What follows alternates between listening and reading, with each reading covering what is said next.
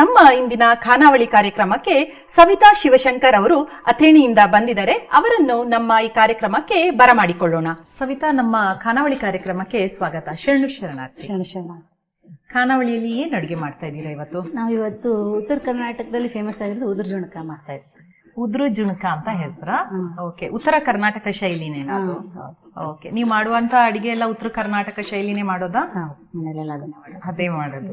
ಸರಿ. ಏನೆಲ್ಲ ಸಾಮಗ್ರಿಗಳು ಬೇಕು ಇದಕ್ಕೆಲ್ಲ? ಒಗ್ಗರಣೆಗೆ ಅಂದ್ರೆ ಸಾಸಿವೆ, ಜೀರಿಗೆ, ಕರಿಬೇವು ಸೊಪ್ಪು, ಈರುಳ್ಳಿ, ಕೊತ್ತಂಬರಿ ಸೊಪ್ಪು, ಅರಿಶಿನ ಪುಡಿ, ಇದೆಲ್ಲ ಒಗ್ಗರಣೆಗೆಲ್ಲ ಬೇಕಾಗತ್ತೆ. ಅದಾದ ನಂತರ ಕಡಲೆ ಹಿಟ್ಟು, ಹಾಲು, ಸಕ್ಕರೆ, ಉಪ್ಪು, ಅಚ್ಚಕಾರ ಪುಡಿ, ಲಿಂಬೆಹಣ್ಣು, ಎಣ್ಣೆ. ಓಕೆ. ಈಗ ಉದುರು ಜುಣಕ ಅಂತ ಹೇಳಿದ್ರೆ ಇದು ಸಿಹಿನ ಖಾರನ? ಖಾರ. ಖಾರದು. ಸಕ್ಕರೆ ಎಷ್ಟೊಂದು ತಗೊಂಡಿದ್ದೀರಾ? ಅದಕ್ಕೆ ಕೇಳಿದೆ. ಇಲ್ಲ, ಬೌಲ್ಗೆ ಹಾಕೋದು ಸ್ವಲ್ಪ. Okay okay. 1 ಸ್ಪೂನ್ ಸಾಕಾದ್ರೆ ಅಷ್ಟೇನಾ? ಸರಿ ಸರಿ. ಅಂದ್ರೆ ಇವಾಗ ಹುಳಿಗೆ ಲಿಂಬೆ ಹಣ್ಣು ಹಾಕ್ತಿವಲ್ಲ, ಅದಕ್ಕೋಸ್ಕರ ಸ್ವಲ್ಪ ಸಕ್ಕರೆ ಹಾಕಿದ್ರೆ ಅದಕ್ಕೊಂಥರ ಟೇಸ್ಟ್ ಕೊಡುತ್ತೆ. ಹಾಗೆ. ಈಗ ಮೇನ್ ಆಗಿ ಉದುರು ಜುಣಕ ಅಂತ ಹೇಳಿದ್ರೆ ಕಡಲೆ ಹಿಟ್ಟೆ ಇದ್ರದ್ದು ಮೇನ್ ಇರೋದು. ಅಂದ್ರೆ ಇವಾಗ ಜುಣಕದ ವಡೆ ಎಲ್ಲ ಮಾಡ್ತೀವಲ್ಲ, ಅದೇ ತರ ಇದು ಉದುರು ಜುಣಕ. ಅಂದ್ರೆ ಈಗ ಲಾಂಗ್ ಟ್ರಿಪ್ ಎಲ್ಲ ಹೋಗ್ಬೇಕಾದ್ರೆ ನಾವು ಪಲ್ಯಗಳೆಲ್ಲ ತಗೊಂಡ್ ಹೋಗ್ತೀವಿ, ಅದೆಲ್ಲ ಹಳಸೋಗತ್ತಲ್ಲ. ಇದಾದ್ರೆ ಒಂದು ವಾರನ್ಗಟ್ಲೆ ಇಟ್ಕೊಂಡು ತಿನ್ಬೋದು. ನಿಮ್ಗೆ ಫ್ರಿಡ್ಜ್ ಬೇಕಾಗಲ್ಲ. ಅದಕ್ಕೆ ಹಾಲು ಹಾಕಿ ಮಾಡಿರ್ತೀವಲ್ಲ, ನೀರು ಆಡ್ ಮಾಡಂಗಿಲ್ಲ ಇದಕ್ಕೆ. ಸೊ ಹಿಂಗಾಗಿ ಈಗ ಉದುರು ಜುಣಕ ಅಂದ್ರೆ ಒಂಥರ ಉದ್ರುದ್ರಾಗೆ ಇರುತ್ತೆ. ಉದ್ರುದ್ರಾಗೆ, ಹಾಗೆ ಹೆಸರೇ ಹೇಳುವಂತೆ ಉದುರು ಜುಣಕ. ಉದುರು ಜುಣಕ. ಓಕೆ. ಅಂದ್ರೆ ಇದಿವಾಗ ಬರೇ ಅದೇ ತಿಂಡಿನ ಅಥವಾ ಬೇರೆ ಅಂದ್ರೆ ದೋಸೆ, ರೊಟ್ಟಿ ಜೊತೆ ತಿನ್ನುವಂತದ್ದ? ಹೇಗೆ ಇದು? ರೊಟ್ಟಿ ಚಪಾತಿ ಜೊತೆಗೆಲ್ಲ ತಿನ್ಬೇಕು. ಹಾಗೇನು ತಿನ್ಬೋದು? ಅಂದ್ರೆ ಹಾಗೆ ಅನ್ನೋಕ್ಕಿಂತಲೂ ಈ ಚಪಾತಿಗಳಿಗೆಲ್ಲ ಜಾಸ್ತಿ. ಈಗ ಚಟ್ನಿ ಪುಡಿ ತರ ಇದನ್ನೊಂದು ಉದುರು ಜುಣಕ. ಅಂದ್ರೆ ಇದು ಪಲ್ಯ ತರ ಬರುತ್ತೆ. ಪಲ್ಯ ತರ. ನೋಡೋಣ ಕಡಲೆ ಹಿಟ್ಟನ್ನ ಯಾವ ರೀತಿ ರೂಪಾಂತರ ಮಾಡ್ತೀರಾ ಅಂತ. ಸರಿ. ಏನ್ ಬೇಕು ನಿಮ್ಗೆ? ಮೊದಲಿಗೆ ಬಾಣ್ಲಿ ಕಡಿ. ಒಲೆ ಹಚ್ಕೊಳ್ತೀರಾ?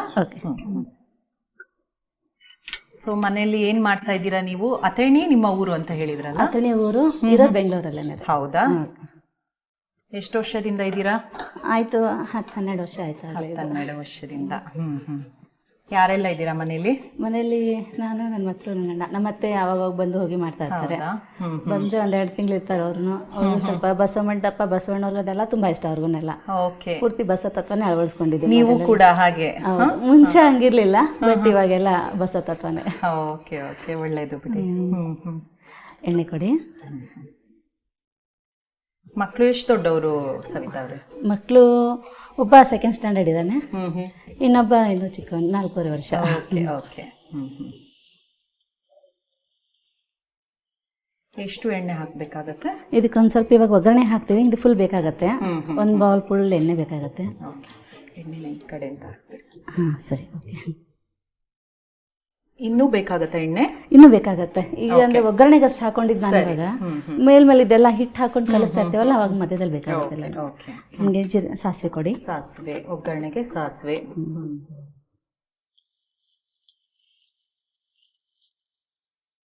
ಸ್ಪೂನಲ್ಲಿ ಹಾಕ್ತೀರಾ? ಓಕೆ. ಸಾಸಿವೆ ಆಯ್ತಾ? ಕೊಡಿ.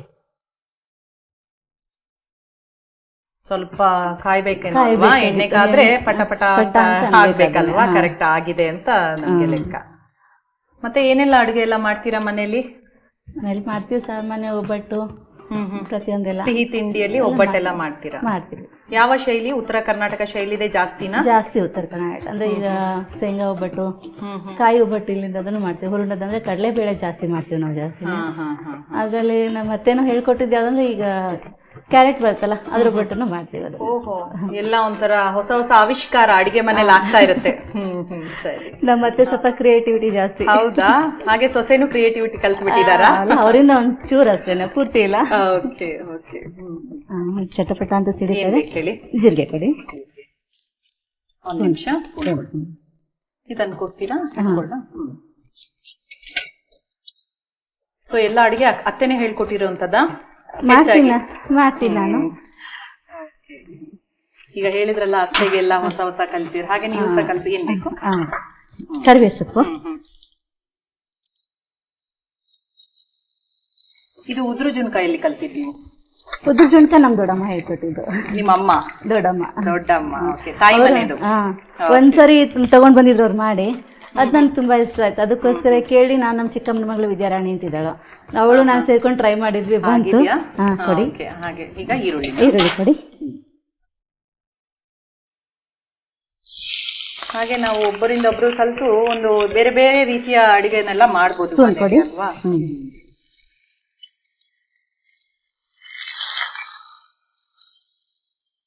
ಅದು ಚೆನ್ನಾಗಿ ಹುರಿಬೇಕಾದು. ಇದು ಸ್ವಲ್ಪ ಚೆನ್ನಾಗಿ ಸ್ವೀಟ್ ಎಲ್ಲ ಹೇಳಿದ್ರಿ, ಖಾರ ತಿಂಡಿಗಳು ಏನ್ ಮಾಡ್ತೀರಾ? ಖಾರ ಅಂದ್ರೆ ಚಕ್ಲಿ, ಆಮೇಲೆ ಅದ್ರಲ್ಲೇ ಖಾರ ಶಂಕರಪೊಳೆ ಅದೆಲ್ಲ ಮಾಡ್ತೀವಿ. ಮಾಡ್ತಾ ಇರ್ತೀರಾ ಮನೆಯಲ್ಲಿ ಸಾಯಂಕಾಲ ತಿಂಡಿಗೆ? ಅದಕ್ಕೆಲ್ಲ ಬೇಕಂದಾಗೆಲ್ಲ ಪಕೋಡ ಅದೆಲ್ಲ ಮಾಡ್ತಾ ಇರ್ತೀವಿ. ಈರುಳ್ಳಿ ಪಕೋಡ, ಆನಿಯನ್ ಪಕೋಡ ಅದೆಲ್ಲ. Okay okay. ಇದು ಸ್ವಲ್ಪ ಗೋಲ್ಡನ್ ಬ್ರೌನ್ ಆಗ್ಬೇಕಾ? ಸ್ವಲ್ಪ ಸ್ವಲ್ಪ ಆಗ್ಬೇಕು. ಹೌದಾ? ರೆಡಿ ಇದೆಯಾ? ಗೋಲ್ಡನ್ ಬ್ರೌನ್ ಕಲರ್ ಆಗ್ತಾ ಇದೆಯಾ? ಆಗ್ತಾ ಇದೆ. ಒಂದ್ ಸ್ವಲ್ಪ ಅರಿಶಿನ ಪುಡಿ ಕೊಡಿ. ಅರಿಶಿನ ಪುಡಿ.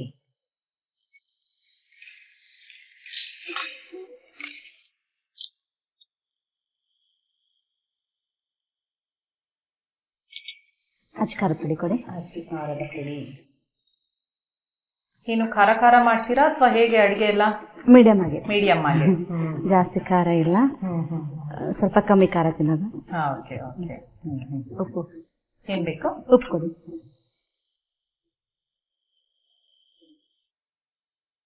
ಮಕ್ಕಳಿಗೆಲ್ಲ ಇಷ್ಟನಾ ನೀವು ಮಾಡಿದ ಅಡಿಗೆ ಎಲ್ಲ?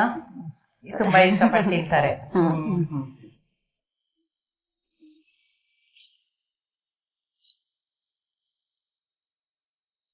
ಸೊ ಇದು ಅಂತ ಇದೆ. ಹಾಲು ಬೇಕು. ಹಾಲು. ಹಾಲು ಇದನ್ನ ಕಾಯಿಸ್ಕೊಂಡಿರುವಂತ ಹಾಲ ಇದು? ಇದು ಹಸಿ ಹಾಲು. ಕಾಯಿಸ್ಕೊಳ್ಳಬಹುದು, ಹಸಿ ಹಾಲನ್ನು ಹಾಕ್ಬೋದು. ಸ್ಪೂನ್ ತೆಗಿತೀರಾ?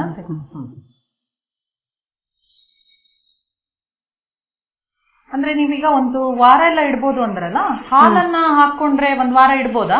ಇಡ್ಬೋದು. ಹಾಳಾಗೋದಿಲ್ವಾ? ಏನಾಗಲ್ಲ. ಹೌದಾ? ಯಾಕಂದ್ರೆ ಹಾಲಿನ ಪದಾರ್ಥ ಯೂಶಲಿ ಒಂದ್ ದಿನ 2 ದಿನ ಅಂತ ಹೇಳ್ತಾರೆ. ಒಂದ್ ವಾರ ಇಡ್ಬೋದು. ಮಾಡಿದೀರಾ? ಮಾಡಿ. ಹಾಗಾದ್ರೆ ಮಾಡಿ ನೋಡಿದ್ರೆ ಗೊತ್ತಾಗುತ್ತೆ.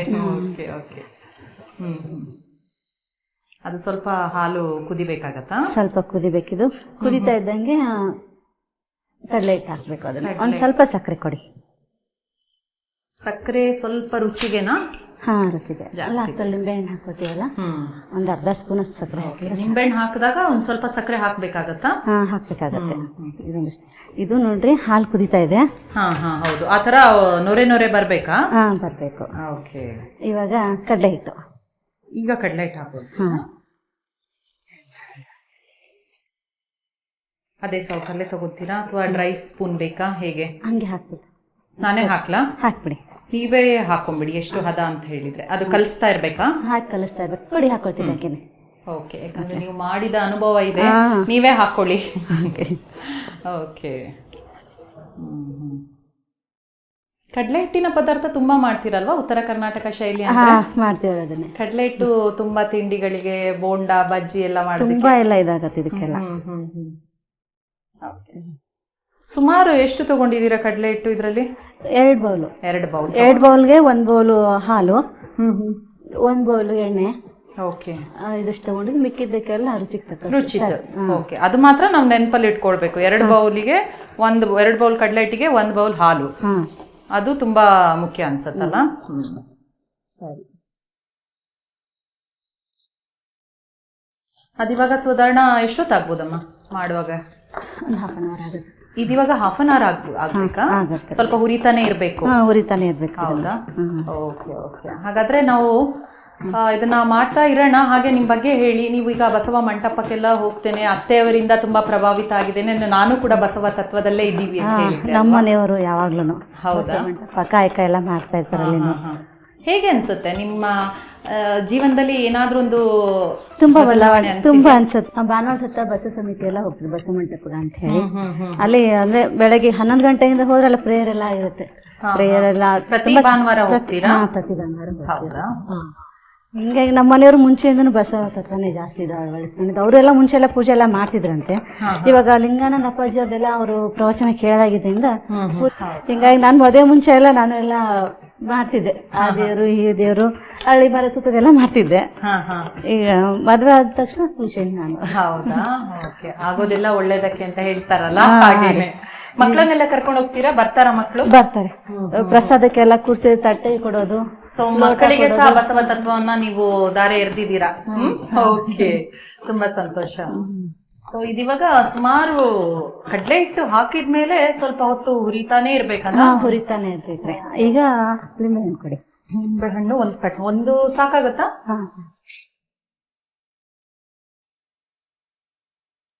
ಸೊ ಒಂದ್ಸತಿ ಹಿಟ್ಟು ಅಂದ್ರೆ ಚೆನ್ನಾಗಿ ಬೇಯ್ಬೇಕು ಆ ಎಣ್ಣೆಯಲ್ಲಿ.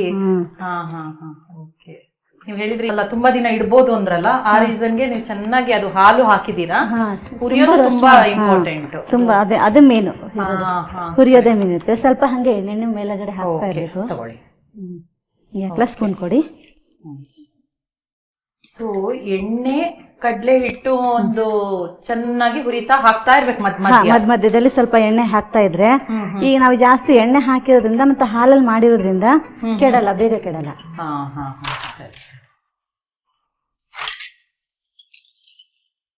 ಇದು ಆಲ್ಮೋಸ್ಟ್ ಮುಕ್ಕಾಲ್ ಭಾಗ ಆಗಿದೆ. ಇನ್ನೊಂದ್ ಸ್ವಲ್ಪ ಆಗ್ಬೇಕು. ಇನ್ನೊಂದ್ ಸ್ವಲ್ಪ ಎಣ್ಣೆ ಹಾಕಿ ಮಧ್ಯ ಬಂದಿದ್ದಲ್ಲಿ ಸ್ವಲ್ಪ ತಿರುವಾಡ್ತಾ ಒಂದ್ ಸ್ವಲ್ಪ ಕಲರ್ ಚೇಂಜ್ ಆಗ್ಬೇಕು. ಹೌದೌದು. ಈಗ ಒಂಥರ ಯೆಲ್ಲೋಯಿಶ್ ಆಗಿ ಸ್ವಲ್ಪ ಚೇಂಜ್ ಆಗಿದೆ, ಡಾರ್ಕ್ ಕಲರ್ ಆಗ್ತಾ ಇದೆ. ಇನ್ನೊಂದ್ ಸ್ವಲ್ಪ ಆಗ್ಬೇಕು ಅದನ್ನ. ಇದೇ ತರ ಜುಣ್ಕ ಅಂತ ಹೇಳಿದ್ರಲ್ಲ, ಬೇರೆದು ಮಾಡ್ತೀರಾ? ಜುಣ್ಕದಲ್ಲಿ ಜುಣ್ಕದ ವಡೆ, ಆಮೇಲೆ ಮತ್ತೆ ಇದು ನಾವು ಬರೀ ಹಾಲು ಹಾಕಿ ಮಾಡಿದೇವಲ್ಲ, ಅದ್ರಲ್ಲಿ ಹುಣಸೆ ಹಣ್ಣು ಹಾಕಿನೂ ಮಾಡ್ತಾರೆ. ಹಾಲ್ ಬದಲು ಹುಣಸೆ ಹಣ್ಣು ಹಾಕಿ ಮಾಡ್ತಾರೆ ಅದನ್ನು. ಅದು ಒಂಥರ ಹುಳಿ ಹುಳಿಯಾಗಿ ಚೆನ್ನಾಗಿರುತ್ತೆ ಅದನ್ನು. ಇದು ಒಂಥರ ಡಿಫ್ರೆಂಟ್. ಹಾಲಿನ ಕಮ್ಮಿ ಮಾಡೋದೆಲ್ಲ. ಒಂಥರ ಒಂದೊಂದ್ಸತಿ ನಾವು ಸಂಪ್ರದಾಯ ಬದ್ಧವಾದ ಅಡುಗೆ ಇದೆಯಲ್ಲ, ಅದೇ ಆಕ್ಚುಲಿ ಆರೋಗ್ಯ ಮತ್ತೆ ರುಚಿ ಕೂಡ ಅಲ್ವಾ?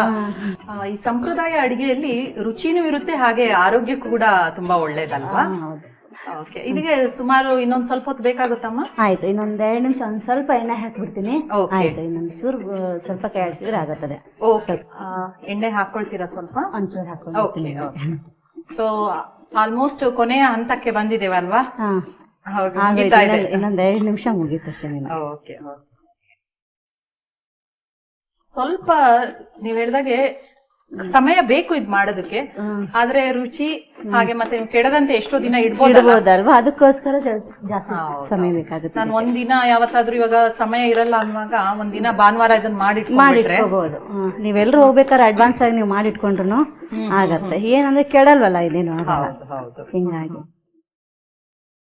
ಕೆಡೋದಿಲ್ಲ. ಮತ್ತೆ ಬೇರೆ ದಿನದಲ್ಲಿ ಟೈಮ್ ಇಲ್ಲ ಅಂದಾಗ ಒಂದಿನ ಮಾಡಿಟ್ಕೊಂಡ್ರೆ ದೋಸೆ ನೀವ್ ಹೇಳ್ದಾಗೆ ರೊಟ್ಟಿಗೆ ಎಲ್ಲದಕ್ಕೂ ಆಗತ್ತೆ. ನೀವು ಯಾಕಂದ್ರೆ ಪಲ್ಯ ತಗೊಂಡೋದ್ರೆ ನೀವೆಲ್ಲ ಕೆಟ್ಟ ಬಿಡತ್ತೆ, ಆದ್ರೆ ಸಾಯಂಕಾಲ ಅನ್ನಷ್ಟೆಲ್ಲ ಹಸೋಗ್ಬಿಡತ್ತೆ. ಹಿಂಗಾಗಿ ಬಾಕ್ಸಿಗೆ ಸಹ ಮಕ್ಕಳಿಗೆ ಎಲ್ಲ ಕೊಡ್ಬೋದು. ಸೊ ಇದು ಮುಗೀತು. ಹಾಫ್ ಮಾಡ್ತೀನಿ. ಸ್ಟಾಪ್ ಮಾಡ್ತೀರಾ? ಓಕೆ. ಸ್ವಲ್ಪ ಲಾಸ್ಟ್ ಅಲ್ಲಿ ಏನ್ ಹಾಕ್ತೀರಾ? ಕೊತ್ತಂಬರಿ ಸೊಪ್ಪು. ಕೊತ್ತಂಬರಿ ಸೊಪ್ಪು ಹಾಕ್ಲಿಲ್ಲ ಅಂದ್ರೆ ಅದು ಮುಗಿಲಿಲ್ಲ ಅಲ್ವಾ? ಓಕೆ. ಫೈನಲ್ ಟಚ್ ಅಪ್ ಅಲ್ವಾ? ಹೌದೌದು, ಟಚ್ ಅಪ್ ಆಗ್ಲೇಬೇಕು. ಮತ್ತೆಲ್ಲ ಹಾಕಿದ್ರೆ ನಿಂಬೆಣ್ಣು ಹಾಕಿದಿರಲ್ವಾ? ಹಾಗಿದೆಲ್ಲ. ಇನ್ನೊಂದ್ಸತಿ ಎಲ್ಲ ಮಾಡಿದ್ರೆ ಆಯ್ತು.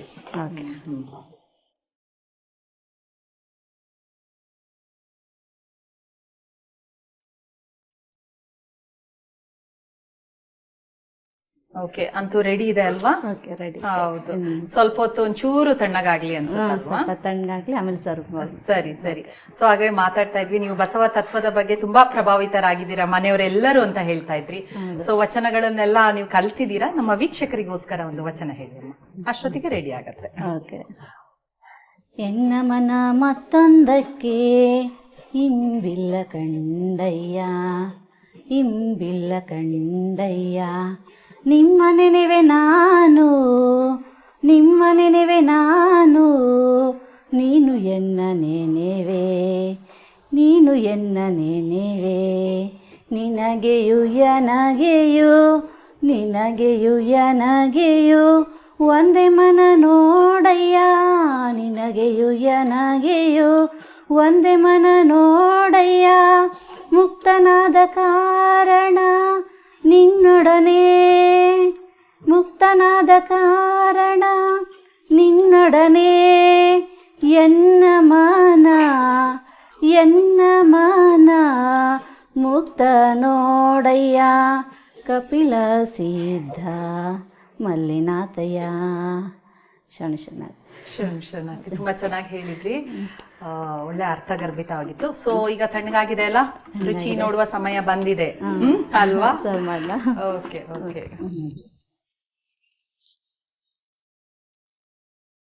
ನೋಡಿ, ಕಡ್ಲೆ ಹಿಟ್ಟಿದು ಯಾವ್ದೋ ಒಂದು ಕಲರ್ ಒಂಥರ ಬೇರೆ ಆಗ್ಬಿಟ್ಟಿದೆ ಅನ್ನೋದಕ್ಕೆ ಸಾಧ್ಯ ಇಲ್ಲ. ಗೊತ್ತಿಲ್ದೇದವ್ರಿಗೆ ಏನೋ ಒಂದು ಚೆನ್ನಾಗಿ ಕಾಣ್ತಾ ಇದೆ, ಕಲರ್ಫುಲ್ ಆಗಿ. ತಗೊಳ್ಳಿ, ಉತ್ತರ ಕರ್ನಾಟಕದ ಬಿಸಿ ಬಿಸಿಯಾದ ಉದ್ರುಜುಣ್ಕ ರೆಡಿಯಾಗಿದೆ. ಓಕೆ, ತಗೊಳ್ಳಿ, ರುಚಿ ನೋಡಿ ಹೇಳ್ತೀನಿ. ತುಂಬಾ ಕಲರ್ಫುಲ್ ಆಗಿ ಕಾಣ್ತಾ ಇದೆ. ಕೊತ್ತಂಬರಿ ಸೊಪ್ಪು ಹಾಕಿದೀರಾ. ಏನದು ಎಣ್ಣೆ ಮತ್ತೆ ಕಡಲೆ ಹಿಟ್ಟು ಮಿಕ್ಸ್ ಆದಾಗ ಅದೊಂಥರ ಘಮಘಮನೇ ಬೇರೆ, ಟೇಸ್ಟ್ ಬೇರೆ, ಘಮ ಘಮ ಆಲ್ರೆಡಿ ಅನ್ಕೊಳ್ತಾ ಇದ್ದೀನಿ. ಒಂದು ಸ್ಪೂನ್ ತಗೊಳ್ತೀನಿ ರುಚಿ ನೋಡೋದಕ್ಕೆ. ಇದು ಹೇಗೆ ಬಿಸಿ ಬಿಸಿ ಇದ್ರೂ ರುಚಿ ಇರುತ್ತೆ, ತಣ್ಣಗಿದ್ರು ರುಚಿ ಇರುತ್ತೆ. ಯಾಕೆಂದ್ರೆ ಎನಿ ಟೈಮ್ ಇಟ್ಕೊಂಡು ತಿನ್ಬೇಕಲ್ವಾ, ಈಗ ಹೆಂಗಿದ್ರು ರುಚಿ ಇರುತ್ತೆ.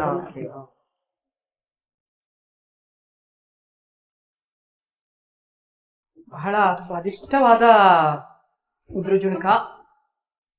ಏನಂದ್ರೆ ನಿಜವಾಗ್ಲೂ ನನ್ಗೆ ಎಲ್ಲೂ ಇದು ಕಡಲೆ ಹಿಟ್ಟಿಂದ ಮಾಡಿರುವಂತ ಒಂದು ತಿಂಡಿ ಅಂತ ಅನ್ನಿಸ್ತಾನೆ ಇಲ್ಲ. ಹೌದಾ? ಮತ್ತೆ ನೀವು ಖಾರ, ಉಪ್ಪು ಇದಾಕಿದ್ದೀರಿ, ನಿಂಬೆಹಣ್ಣು ಹಾಕಿದೀರಾ, ಇಲ್ಲ ಒಂದು ಒಳ್ಳೆಯ ರುಚಿ ಕೊಡ್ತಾ ಇದೆ. ತುಂಬಾ ಚೆನ್ನಾಗಿದೆ, ಬಿಸಿ ಬಿಸಿಯಾಗಿದೆ. ಇದನ್ನ ದೋಸೆ ಮತ್ತೆ ರೊಟ್ಟಿ ಇಲ್ದೇದ್ರು ಹಾಗೇನು ತಿನ್ಬೋದು, ತಿಂಡಿ ತರ ಅಂತ ಅನಿಸ್ತಾ ಇದೆ. ತುಂಬಾ ಚೆನ್ನಾಗಿದೆ. ಒಂದು ಒಳ್ಳೆಯ ಅಡುಗೆಯನ್ನು ಮಾಡಿದೀರಾ ಇವತ್ತು ಖಾನಾವಳಿಯಲ್ಲಿ. ಇದು ನನ್ಗನ್ಸುತ್ತೆ ಮಕ್ಕಳಿಗೆ, ದೊಡ್ಡವ್ರಿಗೆ, ಎಲ್ರಿಗೂ ತುಂಬಾ ಇಷ್ಟ ಆಗತ್ತೆ, ಅಷ್ಟು ರುಚಿ ಕೊಡ್ತಾ ಇದೆ. ಇದು ಕಲರ್ಫುಲ್ ಆಗಿದೆ. ಇದನ್ನ ಕೊಟ್ರೆ ಏನೋ ಅಂತ ನಾವೀಗ ಸಾಯಂಕಾಲ ಎಲ್ಲ ಮಕ್ಕಳಿಗೆ ಸುಮ್ನೆ ಚಾಟ್ ಮಾಡೋದು, ಏನೇನೋ ರೆಡಿಮೇಡ್ ತಂದು ಕೊಡ್ತೀವಿ. ಅದ್ರ ಬದಲು ಇದೇನೋ ಒಂದು ಚಾಟ್ ಅಂತ ಅನ್ಕೊಂಡು ತಿನ್ಬೋದು. ಅಷ್ಟೊಂದು ಚೆನ್ನಾಗಿದೆ. ರುಚಿ ರುಚಿಯಾದ ಒಂದು ಉದ್ರುಜುಣ್ಕವನ್ನ ಮಾಡಿದೀರಾ. ತುಂಬಾ ರುಚಿಯಾಗಿದೆ ಅಮ್ಮ. ಇನ್ನೊಂದು ವಚನ ಹೇಳ್ಬೋದಾ? ಯಾಕಂದ್ರೆ ಹೇಳ್ಬೇಕು ಅಂತ ಇಲ್ಲಿ ವಚನ ವಾಹಿನಿ ಇಲ್ಲಿ ಬಂದ್ಮೇಲೆ, ಬಸವಾಹಿನಿ ಬಂದ್ಮೇಲೆ ಇನ್ನೊಂದು ವಚನ ಹೇಳ್ಬೇಕು ಅಂತ ಆಸೆ ಆಗಿದೆ. ಹೌದಾ? ಖಂಡಿತವಾಗ್ಲು ನೀವು ಹೇಳ್ಬೋದಾ ಅಂತ ಕೇಳೋದೇ ಬೇಡ. ನಿಮ್ಮ ಬಸವ ವಾಹಿನಿ ಇದು, ಹೇಳಿ ಅಮ್ಮ. ಎನ್ನ ಚಿತ್ತವು ಹತ್ತಿಯ ಹಣ್ಣು ನೋಡಯ್ಯ, ಎನ್ನ ಚಿತ್ತವು ಹತ್ತಿಯ ಹಣ್ಣು ನೋಡಯ್ಯ, ವಿಚಾರಿಸಿದೊಡೇನು ಹುರುಳಿಲ್ಲವಯ್ಯ, ವಿಚಾರಿಸಿದೊಡೇನು ಹುರುಳಿಲ್ಲವಯ್ಯ, ಪ್ರಪಂಚದಡಂಬಿನಲ್ಲಿ ಎನ್ನನೊಂದು ರೂಪು ಮಾಡಿ, ಪ್ರಪಂಚದಡಂಬಿನಲ್ಲಿ ಎನ್ನನೊಂದು ರೂಪು ಮಾಡಿ, ನೀವಿರಿಸಿದಿರಯ್ಯ ಕೂಡಲ ಸಂಗಮ ದೇವಯ್ಯ, ನೀವಿರಿಸಿದಿರಯ್ಯ ಕೂಡಲ ಸಂಗಮ ದೇವಯ್ಯ, ಕೂಡಲ ಸಂಗಮ ದೇವಯ್ಯ. ತುಂಬಾ ಚೆನ್ನಾಗಿ ಹೇಳಿದೀರಾ. 2 ವಚನವನ್ನ ಹೇಳಿದೀರಾ, ಹಾಗೆ ಒಂದು ವಿಶೇಷ ಉದ್ರುಜುಣ್ಕವನ್ನು ಮಾಡಿದೀರಾ. ನಮ್ಮ ವೀಕ್ಷಕರಿಗೋಸ್ಕರ ಮಾಡುವ ವಿಧಾನವನ್ನು ಪುನಃ ಹೇಳಿ. ಮೊದಲಿಗೆ ಒಂದು ಬಾಣಲಿ ತಗೊಳ್ಬೇಕು. ಅದರಲ್ಲಿ ಒಗ್ಗರಣೆಗೆ ಏನಂದ್ರೆ ಎಣ್ಣೆ ಹಾಕಬೇಕು. ಎಣ್ಣೆ ಹಾಕಿದ್ಮೇಲೆ ಸಾಸಿವೆ ಹಾಕಬೇಕು. ಸಾಸಿವೆ, ಜೀರಿಗೆ, ಕರಿಬೇವು ಸೊಪ್ಪು ಇದೆಲ್ಲ ಹಾಕಿ, ಆಮೇಲೆ ಸಣ್ಣದಾಗಿ ಹೆಚ್ಕೊಂಡಿರೋ ಈರುಳ್ಳಿನ ಹಾಕೊಂಡು ಫ್ರೈ ಮಾಡ್ತಾರೆ. ಸ್ವಲ್ಪ ಗೋಲ್ಡನ್ ಬ್ರೌನ್ ಬರ್ತನ ಫ್ರೈ ಮಾಡಬೇಕು. ಫ್ರೈ ಆದಿಂದ ಸ್ವಲ್ಪ ಅದಕ್ಕೆ ಅಚ್ಚ ಖಾರದ ಪುಡಿ, ಉಪ್ಪು ಇದನ್ನೆಲ್ಲ ಹಾಕೊಂಡು ಸ್ವಲ್ಪ ಒಂದು 2 ನಿಮಿಷ ಫ್ರೈ ಆದಮೇಲೆ ಹಾಲು ಹಾಕೊಳ್ಬೇಕು. ಹಸಿ ಹಾಲು ಹಾಕೊಂಡು ಒಂದು ಬೌಲ್ ಹಾಲು ಹಾಕೋಬೇಕು. ಎಷ್ಟಂದರೆ ಹಾಲು, ಒಂದು ಬೌಲ್ ಹಾಲು ಅದು ಫುಲ್ ಕುದೀತಾ ಇದ್ದಂಗೆ, ಆಮೇಲೆ ಇದನ್ನ ಹಿಟ್ಟು ಹಾಕೊಂಡು ತಿರುವಾಡ್ಕೊಂತಿರ್ಬೇಕು. ಅದಾದ್ಮೇಲೆ ನಿಂಬೆಹಣ್ಣು ಲಾಸ್ಟಿಗೆ ಇದು ಹಾಕೊಂಡು ಜಾಸ್ತಿ ಹೊತ್ತು, ತುಂಬ ಹೊತ್ತು ಸ್ವಲ್ಪ ತಿರುವಾಡ್ತಾನೆ ಇರಬೇಕು, ಉದುರಾಗೋವರೆಗೂ. ಅದಾದ್ಮೇಲೆ ಲಾಸ್ಟಿಗೆ ಕೊತ್ತಂಬರಿ ಸೊಪ್ಪು ಹಾಕಿದ್ರೆ ಮುಗೀತು, ಉದ್ರುಜುಣ್ಕ ರೆಡಿ ಆಗುತ್ತೆ. ರುಚಿ ರುಚಿಯಾದ ಉದ್ರುಜುಣ್ಕ, ಉತ್ತರ ಕರ್ನಾಟಕ ಶೈಲಿಯ ಉದ್ರುಜುಣ್ಕವನ್ನು ಮಾಡಿದ್ದೀರಾ. ನಮ್ಮ ಖಾನಾವಳಿ ತಂಡದ ಪರವಾಗಿ ಧನ್ಯವಾದಗಳು. ಧನ್ಯವಾದ. ಶರಣ. ನೋಡಿದ್ರಲ್ಲ ವೀಕ್ಷಕರೇ, ಉತ್ತರ ಕರ್ನಾಟಕ ಶೈಲಿಯ ಉದ್ರುಜುಣ್ಕವನ್ನು ಹೇಗ್ ಮಾಡಿದ್ರು ಅಂತ. ನೀವು ಕೂಡ ಇದನ್ನ ಮನೇಲಿ ಮಾಡಿ ನೋಡಿ. ಯಾಕಂದ್ರೆ ನಮ್ಗೆ ಎಷ್ಟೋ ಸತಿ ಸಮಯ ಇರಲ್ಲ.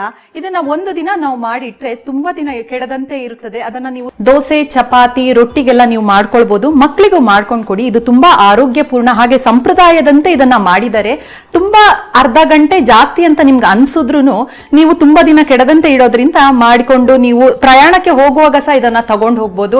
ನೀವು ಮನೆ ಮಂದಿ ಎಲ್ಲ ಕೂತ್ಕೊಂಡು ತಿನ್ಬೋದು, ಎಲ್ಲರೂ ಸವಿಯಿರಿ. ಇದೇ ರೀತಿ ಮತ್ತೊಂದು ಹೊಸ ರುಚಿಯೊಂದಿಗೆ ಮುಂದಿನ ಸಂಚಿಕೆಯಲ್ಲಿ ನಿಮ್ಮನ್ನು ಭೇಟಿ ಆಗ್ತೇವೆ. ಅಲ್ಲಿಯವರೆಗೂ ನೋಡ್ತಾ ಇರಿ ಶ್ರೀ ಬಸವ ಟಿವಿ. ಇದು ಸಂಸ್ಕಾರದ ಬೆಳಕು. ಶರಣು ಶರಣಾರ್ಥಿ.